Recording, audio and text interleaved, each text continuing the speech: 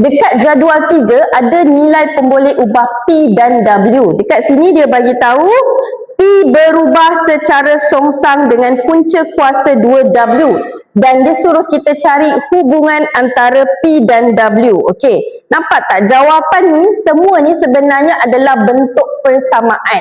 So kalau kita nak cari bentuk persamaan, kita kena cari nilai K dulu. So first kali awak keluarkan maklumat ni. Awak buat dia punya hubungan ubahan dulu. P berubah secara songsang kan? Hubungan ubahan dia macam ni. P berubah secara songsang. Kalau secara songsang, mesti ada pecahan. Nombor ke atas dia mesti 1. 1 per dengan ni, punca kuasa 2W. Macam ni, punca kuasa 2W.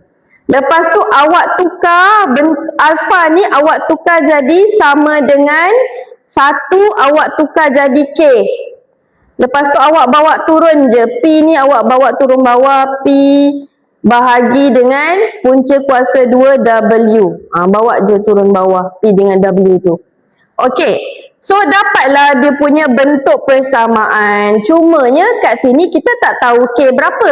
Kita kena cari dulu K ni berapa, barulah dapat bentuk persamaan yang baru. Okey, so nak dapatkan nilai K ni, awak kena gantikan nilai pemboleh ubah P dan juga W. Dapat daripada mana? Dapat daripada jadual 3 ni. Awak gantikan P dengan 4, K tu awak biarkan dan awak gantikan W dengan 9. Awak selesaikanlah 4 sama dengan K bahagi dengan punca kuasa 29 adalah 3. 3 pindah pergi ke kiri jadi darab. 4 darab 3, 12. So K sama dengan 12. Okey, bila awak dah dapat K sama dengan 12, awak ambil balik ni, tulis balik bentuk persamaan dia. P sama dengan K bahagi punca kuasa 2W. Okey, awak padam K, awak gantikan K dengan 12 yang kita dapat tadi kan. So, inilah jawapan dia. Jawapan dia adalah B, bola.